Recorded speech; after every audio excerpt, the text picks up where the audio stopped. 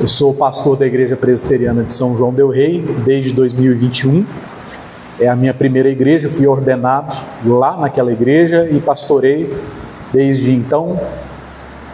Primeiro ano eu fui designado pelo presbitério, depois eleito para 3 anos e agora fui reeleito para 5 anos. Então até 2029, pelo menos, eu estarei lá. Espero que seja pelo resto da vida. Não pretendo sair de lá e espero que não pretendam sair comigo de lá também. Sou casado com a Carolina já há 7 anos, estamos juntos há 17, é minha primeira, única e grande namorada, o amor da minha vida. Com ela eu tenho 3 filhas nascidas, a Isabel, que nasceu em São Paulo, ainda no período do seminário, a Maria, que nasceu no nosso primeiro ano, em São João del Rei, 2021, e a Ana, que nasceu ano passado. E ano que vem, em fevereiro, com a graça de Deus, nasce o Boaz, o primeiro menino, e o meu resgatador da cor de rosa. Então nós vamos ter um pouco mais de azul lá em casa com o Boaz. E nós já temos nome para os próximos 5 filhos.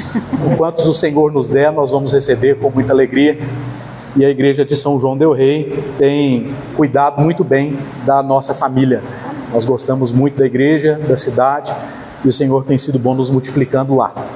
Eu trago um abraço da igreja, outros irmãos estavam para vir também, mas tiveram um problema no carro, não puderam vir, mas mandaram um abraço para cada um dos irmãos. Hoje nós, com a graça de Deus, sabatinamos 16 pretensos membros para a nossa igreja.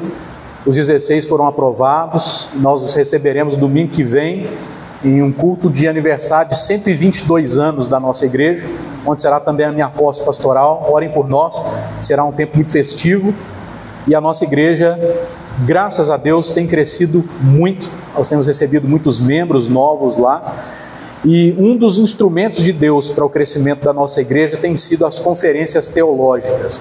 Então esta é a primeira conferência teológica da igreja de vocês, espero que seja a primeira de muitas, espero ser convidado para outras, e de fato é um instrumento de Deus para o crescimento saudável da igreja. Amém. Tanto por aqueles que visitam a igreja, quanto por aqueles que vêm pela internet, que ouvem na igreja e a procuram como sendo uma igreja fiel à palavra, que estuda a palavra e vive a palavra. Então que Deus abençoe essa conferência, as próximas, o pastoreio do reverendo Emerson, a organização da congregação em igreja e todos vocês, meus irmãos, membros congregados e visitantes. É muito difícil falar sobre a reforma protestante inteira em 2 horas, 2 palestras de 1 hora. Eu diria que é impossível arranhar o tema com esse tempo. Isso porque, em primeiro lugar, o próprio movimento da reforma protestante, iniciado em 31 de outubro de 1517, é um movimento muito amplo, com muita profundidade histórica e teológica no decurso dos séculos, mas também porque há um lema entre as igrejas reformadas de que igrejas reformadas devem estar sempre se reformando. Então, se nós formos falar o que é a reforma protestante e abordar todos os temas dela, nós estaríamos falando do que acontece hoje, de uma conferência como essa, que é a herança da reforma protestante. Então, nessa noite, a minha intenção é provar para os irmãos, pelas Escrituras, de que o movimento de reforma protestante acontecido em 31 de outubro de 1517 não é fruto necessariamente das elucubrações, das frustrações e da coragem de Martim Lutero. É fruto do que a Escritura nos ensina a respeito de como deve ser a verdadeira religião. E a verdadeira e única religião do Velho e do Novo Testamento se chama cristianismo. Então eu quero, nessa primeira palestra, nesse primeiro momento com vocês, fazer uma analogia entre os 3 principais reformadores de Israel com os 3 principais reformadores da reforma protestante. Eu quero passar com vocês pelo 2º livro das Crônicas e falar sobre 3 reis importantes: Asa, Ezequias e Josias. E eu quero compará-los, contrastá-los com Lutero, Calvino e Knox, que são 3 reformadores de suma importância para a história da nossa própria igreja, a igreja presbiteriana. E num segundo momento, na segunda palestra, eu pretendo falar com vocês sobre a Genebra de João Calvino, em contraste comparativo com a Éfeso de Paulo, em Atos 19. Porque eu fui convidado para falar aos irmãos sobre a origem, os efeitos e a necessidade da reforma protestante. Como origem, nós vamos olhar o segundo livro das Crônicas. E como efeito e necessidade, nós vamos olhar Atos dos Apóstolos, capítulo 19. Então, fazer alusão aos três reformadores e, mais especificamente, a João Calvino em Genebra. Então, abra sua Bíblia no segundo livro das Crônicas, no capítulo 14. Segundo livro das Crônicas, capítulo 14. Nós vamos ler do verso 1 ao verso 8 e depois nós vamos ler todo o capítulo 15, e aqui vai ser o meu ponto de partida com vocês.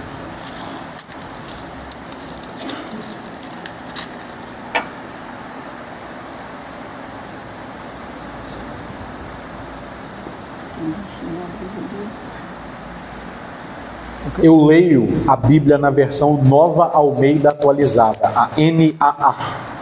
Vocês usam a ARA, muito provavelmente. Então vai ter uma diferença ou outra na leitura do texto, mas eu creio que vocês vão acompanhar bem. Abias morreu, e eles o sepultaram na cidade de Davi, e Asa, seu filho, reinou em seu lugar. Nos dias dele, a terra esteve em paz durante 10 anos. Asa fez o que era bom e reto aos olhos do Senhor, seu Deus, porque aboliu os altares dos deuses estranhos e o culto nos lugares altos, quebrou as colunas e cortou os postes da deusa Azerá. Ordenou a Judá que buscasse o Senhor, Deus de seus pais, e que observasse a lei e o mandamento. Também aboliu de todas as cidades de Judá o culto nos lugares altos e os altares do incenso, e houve paz no seu reinado. Asa construiu cidades fortificadas em Judá, pois havia paz na terra, e não houve guerra contra ele naqueles anos, porque o Senhor lhe tinha dado repouso. Ele disse a Judá: vamos construir estas cidades, cercá-las de muralhas e torres, portões e ferrolhos, enquanto a terra ainda está em paz diante de nós. Pois temos buscado o Senhor nosso Deus. Nós o temos buscado, e Ele nos deu repouso por todos os lados. Então, eles construíram e prosperaram. O rei Asa tinha um exército de 300.000 homens de Judá, que traziam grandes escudos e lança, e 280.000 homens de Benjamim, que traziam escudo e atiravam com arco. Todos eram homens valentes. Capítulo 15, versículo 1. O Espírito de Deus veio sobre Azarias, filho de Oded, que saiu ao encontro de Asa e lhe disse: Asa e todo Judá e Benjamim, escutem, o Senhor está com vocês, enquanto vocês estão com ele. Se o buscarem, ele se deixará achar, mas se o deixarem, ele também os deixará. Atenção, porque esse é o versículo mais importante de toda essa narrativa. Israel esteve por muito tempo sem o verdadeiro Deus, sem sacerdote que o ensinasse e sem lei. Mas quando, na sua angústia, eles voltaram ao Senhor, Deus de Israel, e o buscaram, foi por eles achado. Naqueles tempos não havia paz nem para os que saíam, nem para os que entravam, mas muitas perturbações sobre todos os moradores daquelas terras. Porque nação contra nação e cidade contra cidade se despedaçavam, porque Deus os afligiu com todo tipo de angústia. Mas sejam fortes e não deixem que as suas mãos desfaleçam, porque a obra de vocês será recompensada.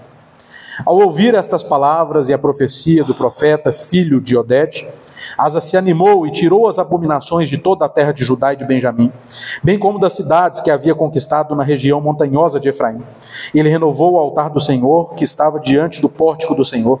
Congregou todo Judá e Benjamim, também os de Efraim, Manassés e Simeão, que estavam morando entre eles, porque muitos de Israel passaram para o lado de Asa, vendo que o Senhor, seu Deus, estava com ele. Eles se reuniram em Jerusalém no 3º mês do 15º ano do reinado de Asa.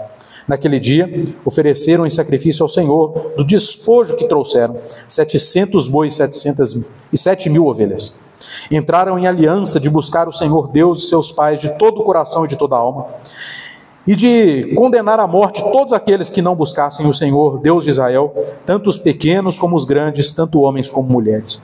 Juraram ao Senhor em alta voz, com júbilo e ao som de clarins e trombetas. Todo o Judá se alegrou por causa deste juramento, porque eles juraram de todo o coração e de toda a boa vontade, buscaram o Senhor, e por eles foi achado. O Senhor lhes deu paz por toda parte. O rei Asa depôs também Maaca, sua mãe, da dignidade de rainha-mãe, porque ela havia feito uma abominável imagem para servir de poste da deusa Azerá. O rei Asa destruiu essa imagem, que ele reduziu a pó e queimou no vale de Cedron. Os lugares altos, porém, não foram tirados de Israel. No entanto, o coração de Asa foi fiel ao Senhor durante toda a sua vida. Ele trouxe à casa de Deus as coisas consagradas por seu pai e as coisas que ele mesmo havia consagrado, prata, ouro e utensílios. Não houve guerra até o 35º ano do reinado de Asa. A Reforma Protestante buscou retornar à fé bíblica, combater a corrupção, a restauração e a adoração pura no seio da igreja. Reformadores como Martim Lutero, Calvino e Knox reagiram contra abusos, doutrinas extrabíblicas e práticas idólatras do romanismo. De igual forma, Asa, o rei de Judá, combateu todo tipo de idolatria e, consequentemente, todo tipo de consequência da idolatria que estava sob seu reino. Nós precisamos nos lembrar que os reinos eram divididos. Com a morte de Salomão, Jeroboão e Roboão dividiram o reino, e a idolatria passou a fazer cada vez mais parte no meio do povo de Deus, tanto do reino do sul quanto do reino do norte. Naquele período do Velho Testamento, nós não tínhamos ainda o que nós chamamos hoje de monoteísmo. Nós tínhamos o que nós podemos chamar de enoteísmo.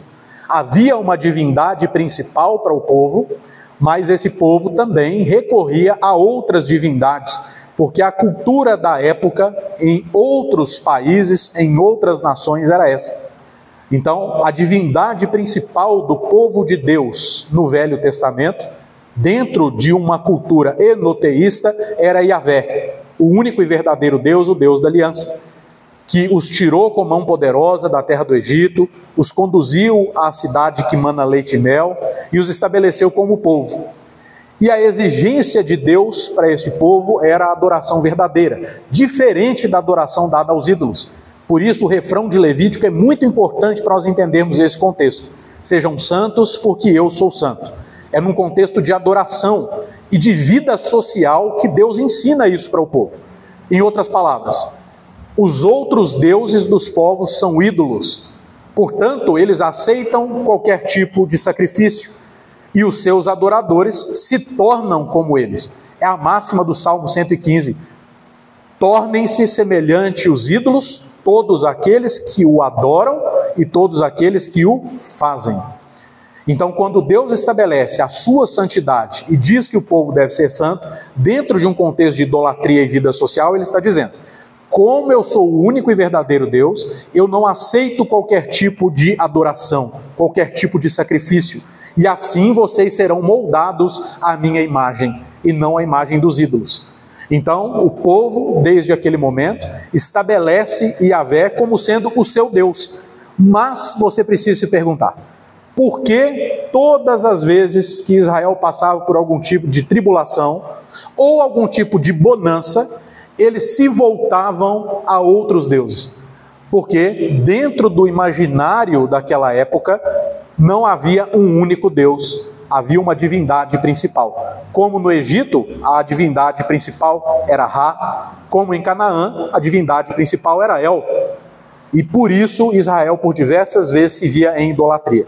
Mas a religião está completamente relacionada à sociedade, à civilidade, à cultura, à economia e às relações exteriores, as relações com outros países, com outras nações. E sempre que Israel se via abandonando o Senhor, se afundando em idolatria, toda a sociedade, toda a civilidade, toda a cultura, toda a economia e todas as relações exteriores eram também afetadas de maneira negativa. E é nesse contexto que o primeiro reformador da religião verdadeira se levanta, e o seu nome é Asa. Esse homem decidiu ser diferente até mesmo de seu pai Abias, que havia morrido e então lhe dado o reino. Este homem decidiu empregar uma reforma religiosa em toda Judá. E a grande pergunta é: por que um rei emprega primeiro uma reforma religiosa e não uma reforma social, civil, de políticas públicas, de relações exteriores ou reformas econômicas? Porque Asa, com a sua mente cativa ao verdadeiro Deus, entendia que todos os problemas enfrentados dentro de Judá eram, na verdade, um resultado negativo de um problema maior: a religião. A religião define absolutamente a sociedade, a civilidade, a cultura, a economia e as relações exteriores de um povo. Perceba, todos os países de primeiro mundo que existem hoje foram ou colonizados ou fortemente influenciados por séculos pelos protestantes. Todos os países de segundo mundo foram ou colonizados ou influenciados pelo romanismo. São países que são moralmente decaídos, como é o nosso país, mas que ainda assim se desfruta de um tipo de liberdade, um tipo de segurança econômica, social, civil e alguma relação exterior. Mas todos os países de terceiro mundo são pagãos, necessariamente. Você pode abrir qualquer atlas, você pode fazer qualquer pesquisa no Google ou no ChatGPT. Você vai perceber que essa é uma ordem clara, porque a religião é o fundamento de uma sociedade. E Asa, como rei, entendeu isso. Ele entendeu que, como rei, empregando reformas religiosas, derrubando os ídolos, voltando o estabelecimento de um culto legítimo, o Senhor Deus o abençoaria em todas as outras coisas que, como rei, ele deveria proporcionar para aquela nação. E nós vemos o efeito disso no texto que nós lemos. Asa derruba os postes ídolos, Asa proíbe culto nos lugares altos, os lugares onde os altares a ídolos eram levantados. Ele restaura a adoração na casa do Senhor. Ele restaura uma adoração legítima, um culto público como agrada a Deus. Ele restaura a identidade religiosa desse povo através da palavra de Deus, através da lei de Deus, que era de conhecimento de toda aquela nação. De maneira que outras tribos que tinham ficado para outra parte de divisão, que não se submetiam ao rei de Judá, passaram a vir para Judá, porque perceberam que toda a reforma religiosa de Asa foi impactante para a sociedade, para a civilidade, para a cultura, para a economia e para as relações exteriores. O versículo 1 do capítulo 15 diz que o Espírito de Deus veio sobre Azarias, filho de Oded, e confirmou com Asa que aquilo que ele estava fazendo era correto. Que enquanto ele e o povo que o seguiu permanecessem fiéis ao Senhor, o Senhor estaria com eles. E é por isso que é importante nós observarmos o versículo 3. Israel esteve por muito tempo sem o verdadeiro Deus. Perceba, como pode Israel, que foi tirado por Deus do Egito, permanecer por muito tempo sem o verdadeiro Deus? É o que eu expliquei para vocês. Eles deixaram Yahvé de lado e passaram a adorar outros deuses que pudessem nos atender nas suas aparentes necessidades ou naquilo que eles julgavam ser necessário.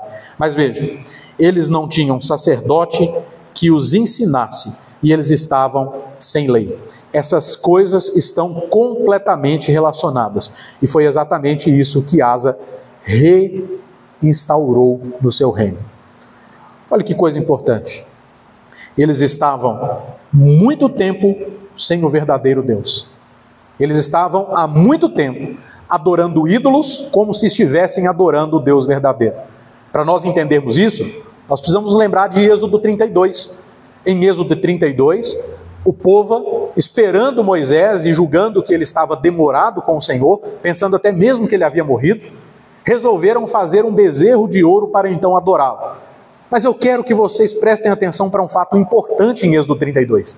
Eles não disseram, esse é um outro Deus, este é um ídolo, e nem sequer nomearam aquele bezerro com um nome diferente. Pelo contrário, eles disseram, este é o Senhor Yahvé, o Deus que nos tirou da terra do Egito. E esse foi o grande pecado deles.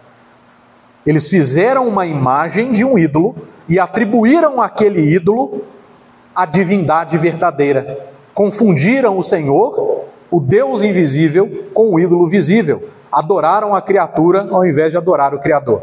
Essa era a mentalidade do povo da época. Então, quando é dito aqui que eles por muito tempo ficaram sem o verdadeiro Deus, é a mesma coisa de dizer que eles estavam adorando ídolos como se estivessem adorando o verdadeiro Deus. Eles estavam enganados. Eles estavam cegos. Eles estavam sem percepção.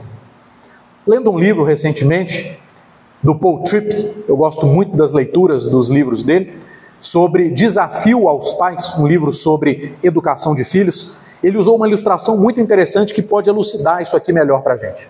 Ele diz assim, o cego espiritual é pior do que o cego de verdade, porque o cego de verdade reconhece a sua condição, ele sabe que não enxerga, então ele busca auxílio para si, ele busca uma bengala, um cão-guia ou a ajuda daqueles que estão próximos. O cego espiritual é diferente, porque ele está cego, mas ele não reconhece isso. Ele acha que está enxergando, e ainda acha que está enxergando melhor do que todo mundo. Esse povo vivia cego. Esse povo vivia sem saber a verdade sobre Deus. E a razão aqui está clara. Eles não tinham sacerdote para ensiná-los. Os sacerdotes dessa época se prestavam a um serviço de religiosidade vã. Os sacerdotes dessa época se prestavam a um serviço de benefício próprio. Deixavam o povo cego, porque lhes era preferível deixar o povo cego. Ensinavam de maneira deturpada. Ensinaram coisas que não haviam partido da palavra do Senhor para o povo. E é por isso que eles andavam sem lei. Eles andavam sem o conhecimento do Deus verdadeiro, sem a forma da adoração estabelecida pelo Deus verdadeiro.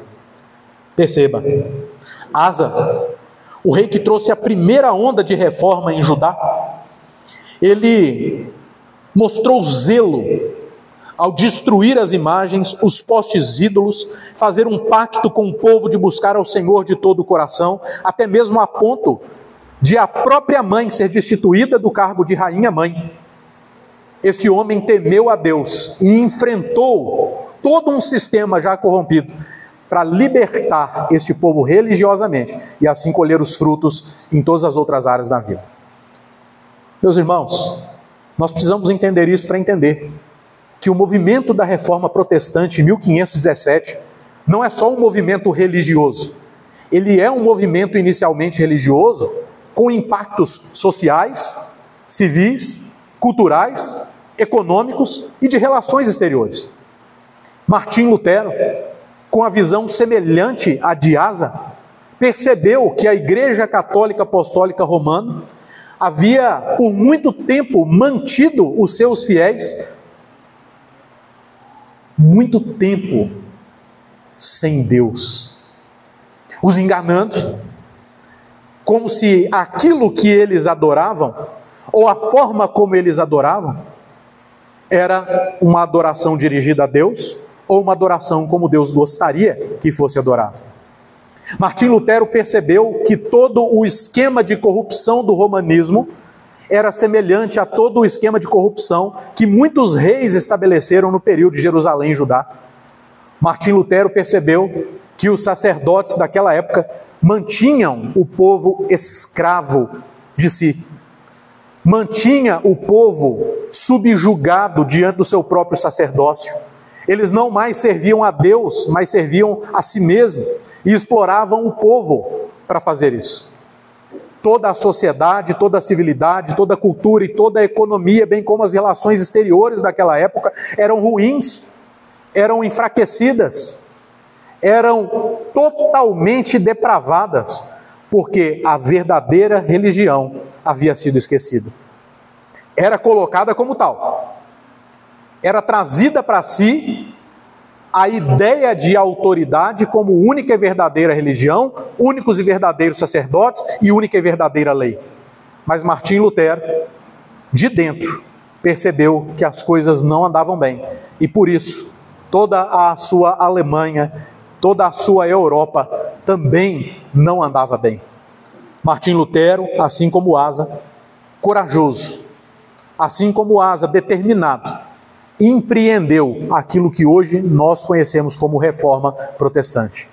Martim Lutero, assim como Asa, queria derrubar os postes ídolos, queria derrubar as indulgências, queria derrubar o uso das relíquias, queria derrubar o tipo de missa que não trazia entendimento da lei aos fiéis, queria derrubar a corrupção papal e sacerdotal do romanismo, para que então o povo que achava servir a Deus passasse de fato a servir a Deus, e então começasse a colher todos os frutos que uma verdadeira religião instaurada traz. Lutero, em 1517, desafia a Igreja Romana com as suas 95 teses, protestando contra a venda de indulgências e muitos outros abusos, buscando restaurar a centralidade das Escrituras e da salvação pela fé. Lutero, assim como Asa, quis libertar o povo através de uma reforma religiosa, através de uma reforma teológica, através de uma reforma que traria a palavra de Deus e o próprio Deus para a centralidade da vida dos indivíduos, a partir da religião, a partir de um culto verdadeiro. Assim como Asa, Lutero atacou práticas e tradições contrárias ao culto verdadeiro a Deus e à própria palavra de Deus. Ele enfrentou até mesmo aqueles que o ensinaram, até mesmo aqueles que o doutrinaram. Ele enfrentou um sistema que os seus próprios pais criam e assim o forçaram, o induziram a ser também um sacerdote católico. Martim Lutero cumpre uma profecia mediada de um homem chamado Jan Hus, um pré-reformador que tentou fazer aquilo que Martim Lutero conseguiu e, não tendo sucesso, foi condenado a ser queimado vivo. Hus, em inglês, significa ganso, e muitos o conhecem como ganso de Deus. E ele, prestes a ser queimado, foi perguntado se tinha ainda uma última palavra. E ele disse: nesta noite vocês estão queimando um ganso, mas daqui a 100 anos virá um cisne, o qual vocês não conseguirão queimar. E 100 anos depois, Martim Lutero afixa as suas 95 teses na capela de Gutenberg. E a partir dali, a reforma protestante se inicia. Há um ponto de conexão claro entre esses dois reformadores. Ambos deram início àquilo que nós podemos chamar de primeira fase de reformas. Um pontapé inicial, um início despretensioso que tomou proporções tão grandes, de maneira que nós somos fruto daquilo que começou há mais de 500 anos. O foco era uma remoção de elementos pagãos e heréticos que corrompiam a adoração e o retorno às bases da fé. Por isso o nome reforma. Lutero não queria dividir a igreja, ele não queria separar a igreja, ele queria reformar a igreja. Mas isso não foi possível. Ele tentou se defender, ele tentou defender aquilo que a sua consciência trazia como sendo algo cativo à palavra de Deus. Ele tentou, por diversas vias, por muito tempo e de diversas formas, dentro e fora da igreja, reformar a igreja romana, mas não conseguiu. Então houve um outro homem, assim como Ezequias, que se levantou para continuar de uma maneira ainda mais grandiosa aquilo que Lutero fez. O nome desse homem é João Calvino. Abra sua Bíblia em 2º livro das Crônicas, capítulo 31.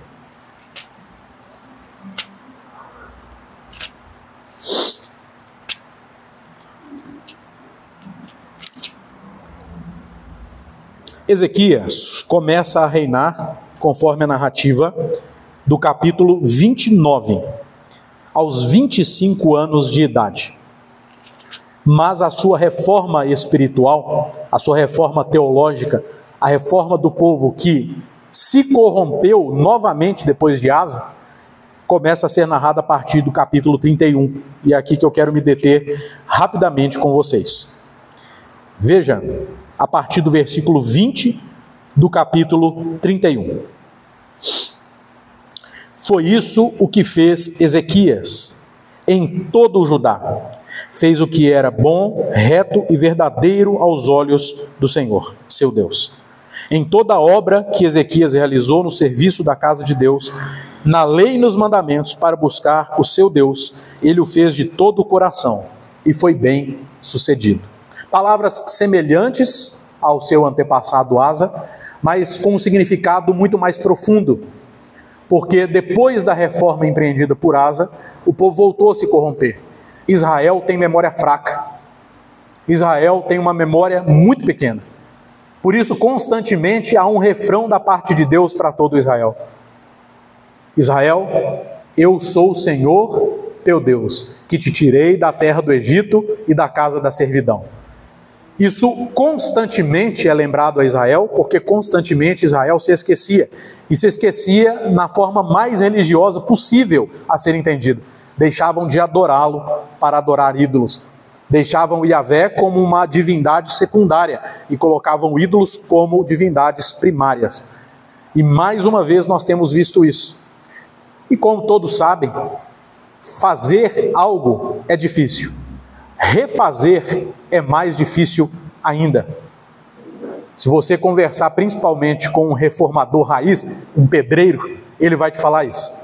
Ele vai dizer, eu prefiro construir uma casa inteira do que reformar uma casa inteira. Porque reformar uma casa inteira implica em mexer no trabalho de alguém, refazer algo que alguém fez seguindo uma lógica, seguindo uma técnica, e então eu com uma lógica e uma técnica diferente preciso descobrir o que determinado indivíduo pensou para então fazer algo diferente a partir daquilo. É muito difícil. E nós temos um sucesso muito maior então no reinado de Ezequias, porque ele ficou conhecido, e essas palavras dirigidas a nós sobre ele, é porque ele aprofundou as reformas de Asa. Ele não só fez o que Asa fez, mas ele também limpou o templo. Ele restabeleceu um culto verdadeiro, celebrando algo que Asa não celebrou, a Páscoa.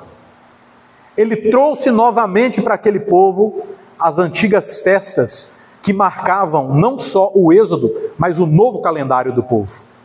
Vocês se lembram? Êxodo capítulo 12. O Senhor Deus chama o povo para fora do Egito.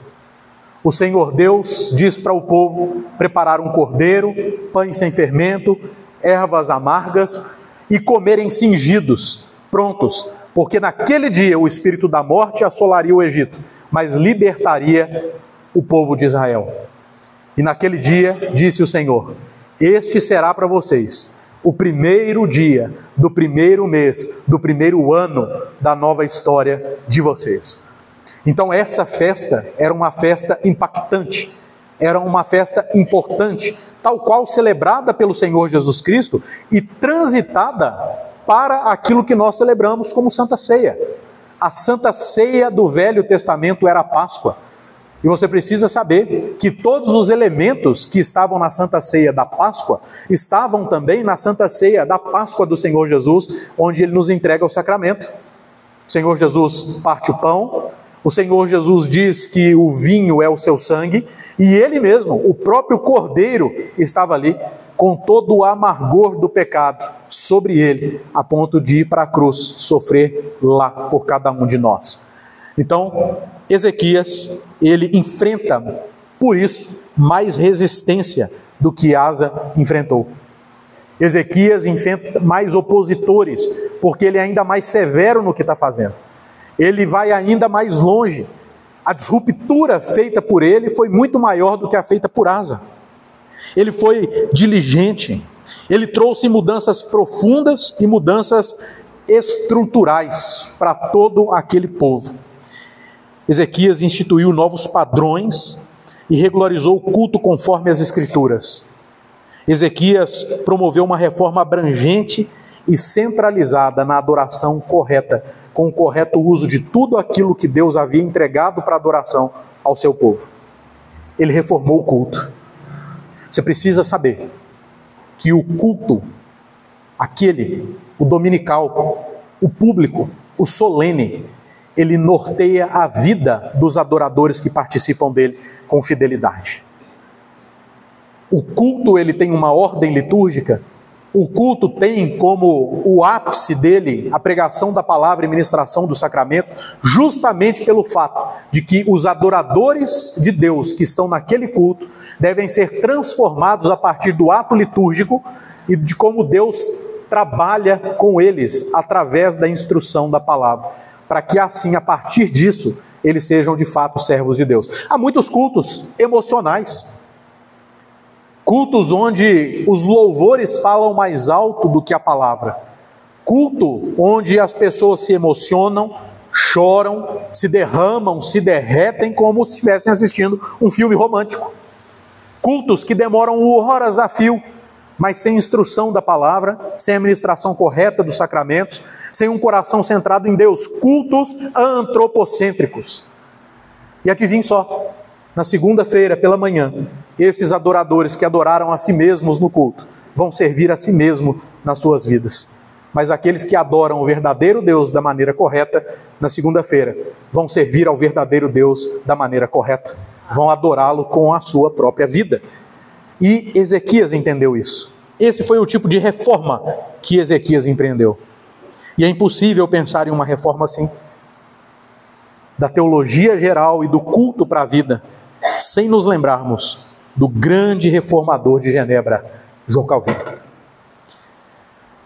A partir de Genebra, ele sistematizou aquilo que hoje nós chamamos de teologia reformada, a partir das suas institutas da religião cristã, ou as institutas de Calvino. João Calvino foi o grande teólogo da reforma, a grande mente da continuidade da reforma protestante. Foi ele quem entendeu que o que Lutero queria seria impossível. As cartas que ele trocou com Lutero, os escritos da mesma época comprovam isso.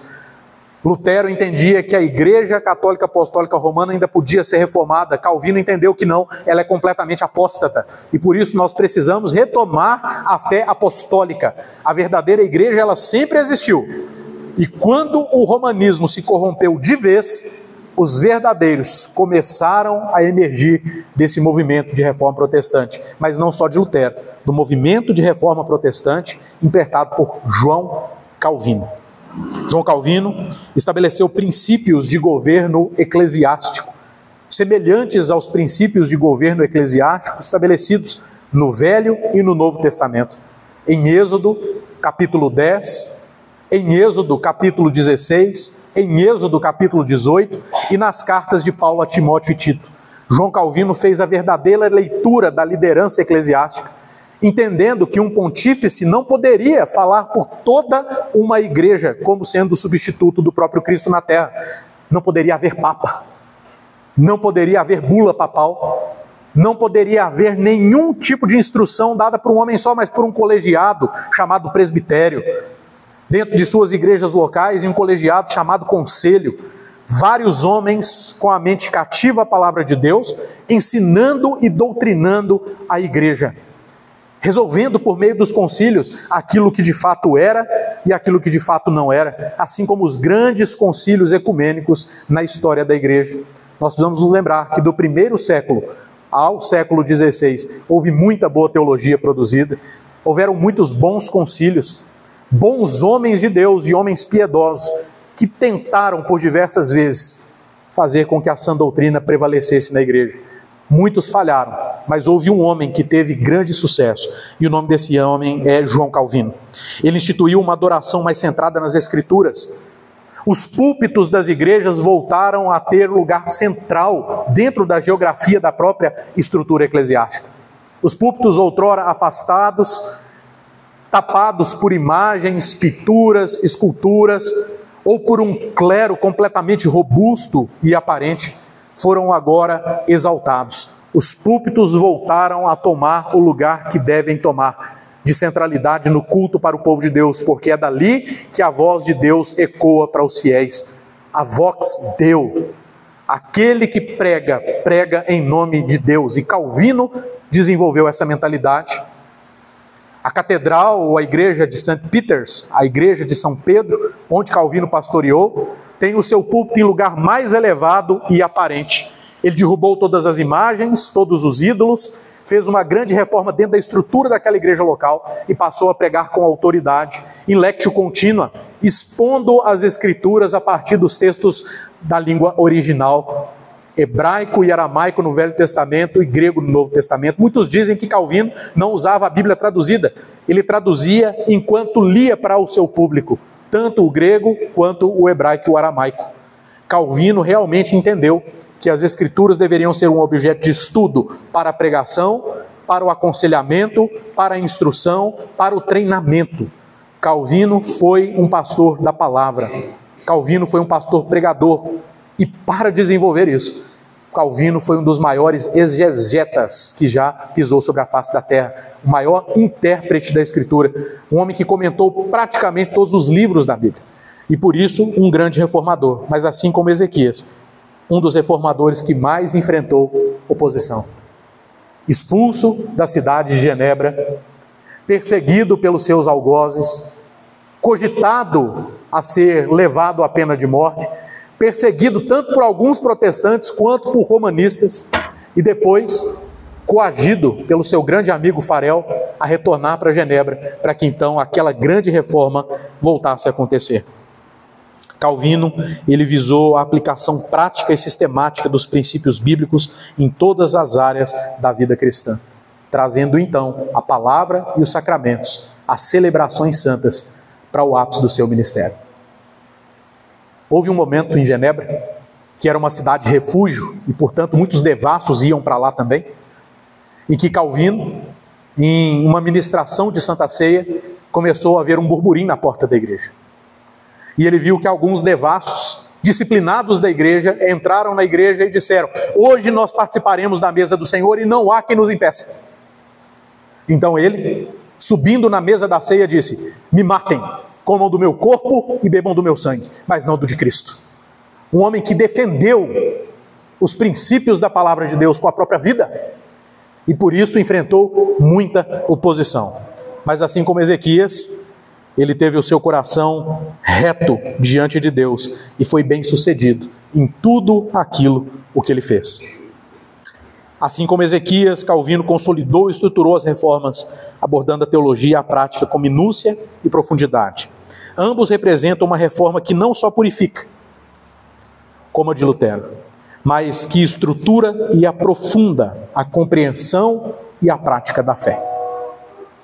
Mas por fim, eu quero avançar com vocês para o segundo livro das Crônicas.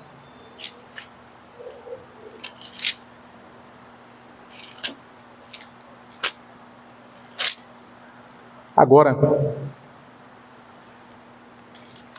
perdoem-me, segundo livro dos Reis,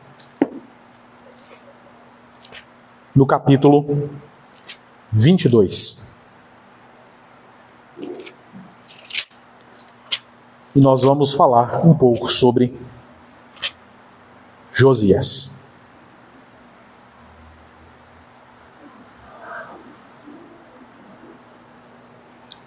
Segundo livro dos Reis,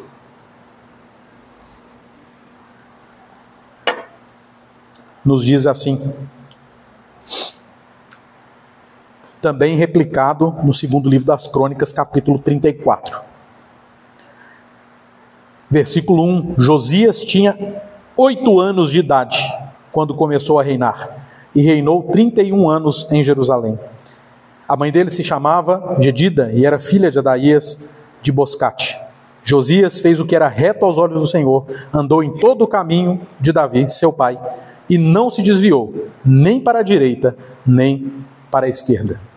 Do versículo 3 ao versículo 7, nós temos a reparação do templo. Depois Iliquias acha o livro da lei, Josias manda consultar a profetisa Uda a respeito do que ele deveria fazer. Josias, a partir do capítulo 23, versículo 1, renova a aliança com Deus, e então, a partir do versículo 4 do capítulo 23, ele faz a sua reforma religiosa, com a celebração da Páscoa, com o enaltecimento da sua piedade e também a narrativa da sua morte. Josias, como um fora de tempo, Josias como alguém muito novo, e em outra localidade, começa também a empreender uma reforma religiosa. Havia um legado exemplar para ele. Havia acontecido a reforma de Asa, a reforma de Ezequias, e agora esse homem, em Jerusalém, começa a empreender uma nova reforma.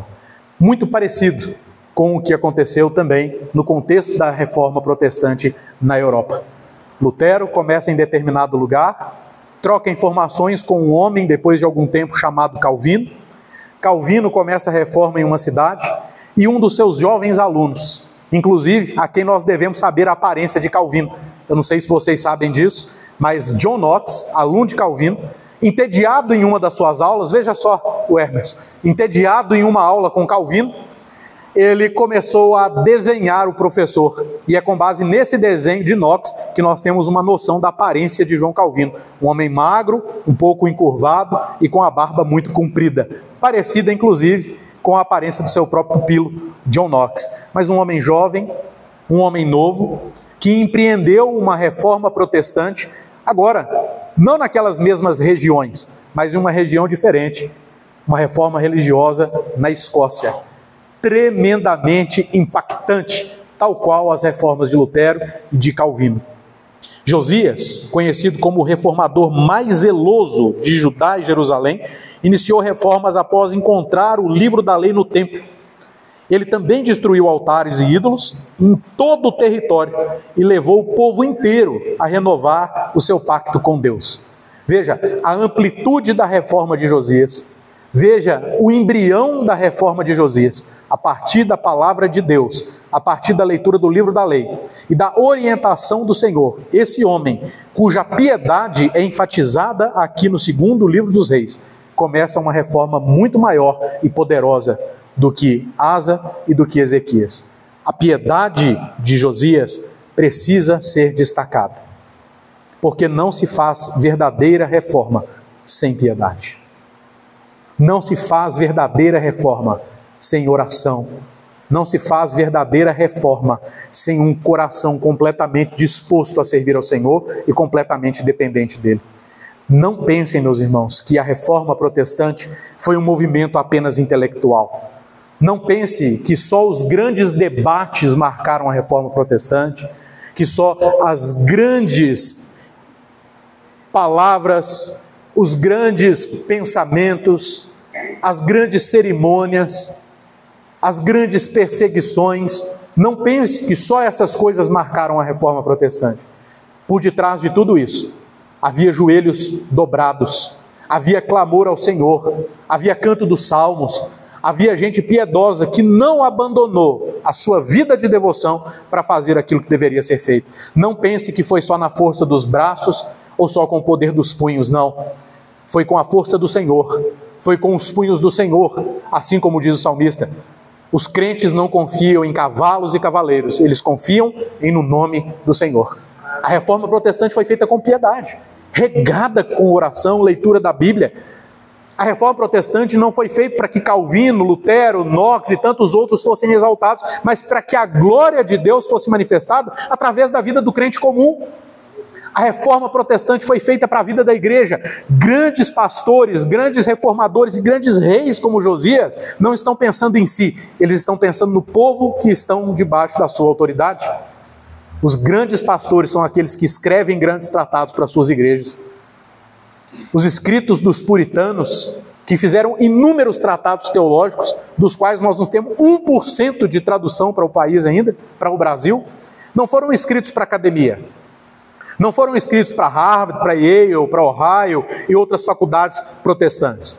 Foram escritos para suas igrejas e usados nas faculdades para que novos pastores tivessem a piedade desenvolvida para o cuidado com as ovelhas. A piedade de Josias precisa ser destacada, porque pela sua piedade, pela forma como ele agiu para com o Senhor, pelo fato de estar de joelhos na presença de Deus, é que ele empreendeu tanto sucesso em toda a reforma que ele fez em Jerusalém, em Judá. O reformador escocês John Knox, inspirado pelos esforços de Calvino, seu grande mestre, promoveu uma reforma agressiva na Escócia, denunciando toda a idolatria restaurando o culto puro e, mais do que isso, conclamando toda a Escócia, todos os reis da Europa, todas as rainhas da Europa e todos os exércitos da Europa a servirem ao Senhor. Ele orava: dá-me a Escócia por herança, dá-me essa nação, Senhor. Um homem piedoso. A rainha da Inglaterra chegou a dizer sobre John Knox: eu temo mais as orações de John Knox do que todos os exércitos da Inglaterra. A piedade de Knox fez com que a sua reforma tivesse um impacto tão profundo, a ponto de que ele criou, dentro da Escócia, aquilo que ficou conhecido como Igreja Presbiteriana Nacional. Em toda a Escócia, só era possível haver um tipo de igreja: uma igreja protestante, presbiteriana. Punhos não fazem isso. Braços não fazem isso. Tratados teológicos não convencem reis e rainhas. Mas aquele que quebra o coração de qualquer indivíduo, que dirige a história e que é clamado pelos justos faz. E o sucesso da reforma de Knox se deve à piedade, devoção ao único e verdadeiro Deus. Assim como Josias, Knox demonstrou zelo pela pureza da adoração e pela obediência às Escrituras, não se contentando com uma reforma parcial, mas buscando uma renovação completa do culto e da sociedade. Knox queria o seu país servindo ao Senhor, e ele teve o seu país a serviço do Senhor. Tanto Josias quanto Knox exemplificaram a fase final e fervorosa de um movimento de reforma, onde o zelo pela verdade leva a mudanças radicais e abrangentes. Em conclusão, meus irmãos, lembrem-se disso. Reformas são feitas com a coragem semelhante à de Asa e Lutero. Reformas são feitas com a centralidade das Escrituras, como Ezequias e Calvino reconheceram. E reformas são feitas com piedade, assim como Josias e Knox se curvaram diante de Deus. Que Deus nos dê graça para refletirmos sobre isso.